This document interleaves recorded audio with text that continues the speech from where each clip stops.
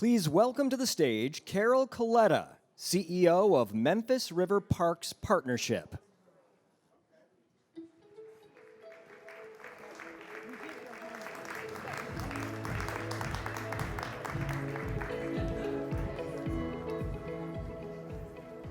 All right, the afternoon crowd, I love it. Look, these past 3 years have thrown every challenge at cities we can imagine. Everything we thought we knew about cities and their success is being challenged, and the discussion is not over. We don't know where it will end up. But I believe that if we're smart about it, there are two bets that we can make right now, completely confident that they will pay off for our cities. The first is we can invest in public space. Second, we can invest in equity. And if we do it right, an investment at public space will be an investment in equity. Let me say, I love Philadelphia. I'm a big fan of your city. I also love my hometown of Memphis. But our two cities, yours and mine, are on a top 5 list of cities that no city wants to be on. It turns out that 66%, 2/3 of Memphians live in distressed zip codes, and that puts us second to Detroit. And Philadelphia is 4th, with 43.3% of your residents living in distressed zip codes.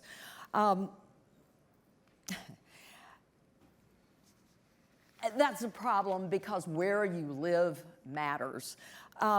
The American dream, we all know, is based on the idea that you can come from any background, any place, any family, and you can rise up the economic ladder. But it turns out, evidence shows that the more time one spends living in a distressed neighborhood, particularly during childhood, the worse one's lifetime chances of achieving economic stability or success. The United States still works as a land of opportunity for many of us, thank goodness, but when it comes to life outcomes, geography often, too often, is destiny. So how do we overcome the geographic lock poverty has on too many of our citizens?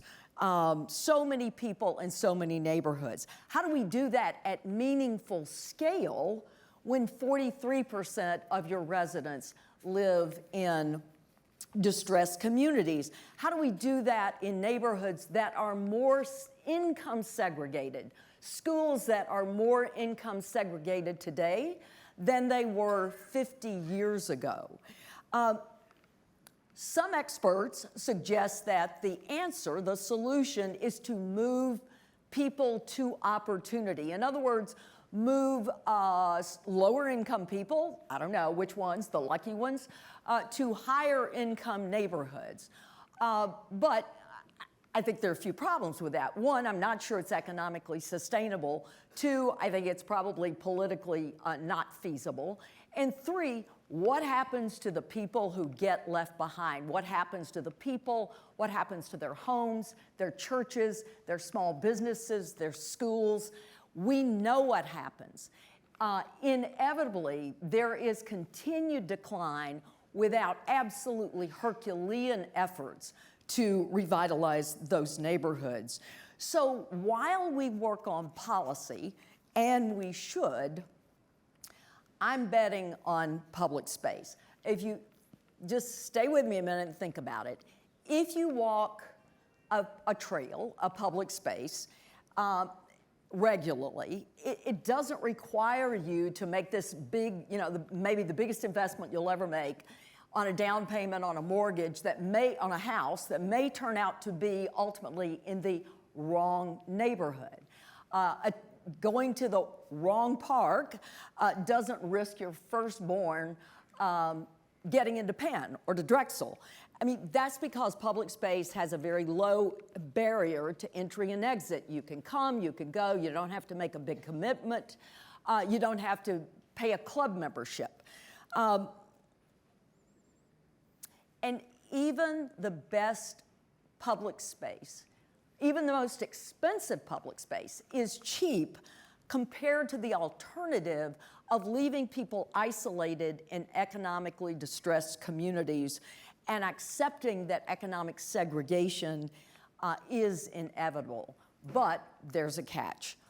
Public space becomes a worthy substitute for our income-segregated neighborhoods and schools only if, and this is, we don't talk about this a lot, but only if they manage to attract people across a wide range of incomes to occupy the same space at the same time, peacefully, maybe even joyfully.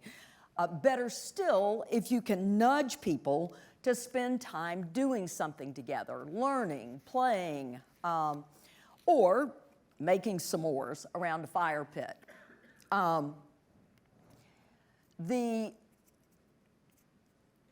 When you make s'mores around a fire pit, the beauty of it is that people have to, I mean, it's easy to do, right? S'mores are cheap, it's easy to do, kids and adults can do it.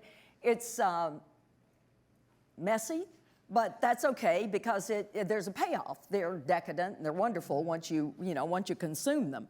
And the best thing of all is that strangers have to gather around a fire pit to get the job done. And that's the magic in it, because once they gather around the fire pit, people then begin to talk to strangers, and you create different kinds of relationships. Dancing together, I think, is another great example, particularly if it's orchestrated as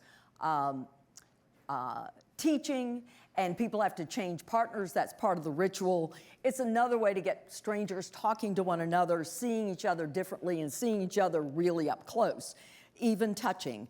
And if you repeat that with some frequency, and you end up getting new neighbors in this ephemeral neighborhood that is carved out of life being enjoyed in public space. Or you just provide a great playground and kids figure it out. At minimum, good public space shared regularly with strangers, including those who don't look like you, breeds empathy, and empathy is fundamental to community, and community is fundamental to democracy. Blues artist Keb Mo, one night I was listening to him, and he said, it was at a political event, and he said, you can't feel them if you can't see them. And I always love that phrase, and I think that's exactly what is happening today. We don't see people, so we can't feel people. And feeling is all about empathy. So in the best case in public space, former strangers form loose-tied networks, the kinds of networks that better resource people form in colleges and in careers, and they use those networks to find spouses, to find houses, to get their kids in the right schools, to get the right jobs. That's a lot to ask from public space, but I believe it is not impossible to get from public space, as long as we think about public space, design public space, manage it in a particular way. If you want to get public space to do the mixing task, we've got to treat public space in a few ways. We've got to get the right location that has comfortable access for people across the income spectrum. And that location can't be owned or by any one group. It can't be any one group's neighborhood. Second, the design has to be seductive, alluring enough to get people who, with money and the privilege to spend time anywhere, to spend time in public space. Third, the space has to be safe and civil without killing the fun, without killing the vibe. And finally, people need an explicit invitation to mix, to participate, and what we call act neighborly.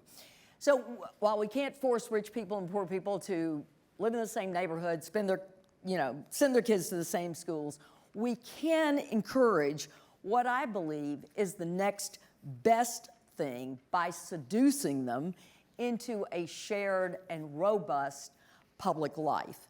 Now, nothing about that is easy. The design and maintenance and management of public space must be ambitious. It's got to be, sometimes it has to be clever. It always has to be resolute. But public space that routinely attracts people across incomes, across demographics, in my opinion, it's like the gateway drug to a shared community, a healthy democracy, and more equitable opportunity. We're trying to run the experiment on that now in Memphis with this park, Tom Lee Park, and our entire riverfront. It's a new 31-acre park that opened Labor Day just a couple of months ago, and it's a spectacular addition to our 300-plus acre portfolio on the Mississippi at Memphis, where the river is at its widest and wildest. The new park was designed by Studio Gang and Scape, and it was actually based on a piece of work that was done here in Philadelphia by Studio Gang to begin thinking about how to reimagine the civic commons, and that work was funded by your great civic asset, the William Penn Foundation. So we're operating our parks through a mission lens of shared community and more equitable access to opportunity. We begin with a riverfront that is one of the most equitable spaces in Memphis. It's free, it's open to everyone. It's one of the few public places in the region where you now find poor people, rich people spending time together in the same space at the same time. And I think the reason is that it feels like a vacation. It feels special, it feels elevated, it's clean. It's 94% of people coming to the park judge cleanliness as good or excellent. 88% say they judge safety as good or excellent, which is, we just heard on the panel, that's unusual. It's well designed, it's beautifully landscaped, we think it's well managed, and it's fun. Plus, it's on the most storied river in North America. You know, I think convincing people to live life in public is one of the greatest services we can perform for our cities, because places, public parks are not just places to unwind or to recreate, just like downtowns are not just places to do business. They are deeply necessary platforms for equity, because equity does not sit in opposition to a thriving, robust city. Equity is central to a thriving city. And great cities depend on great public space as a foundation for equity. It seems like if there's anything the last 3 years have taught us is that public space and the pursuit of equity are more important than ever before, and they ought to be joined at the hip. This is the moment when I believe we ought to and can invest confidently in both, making big bets on both, because they are the most certain bets we can make on our city's futures.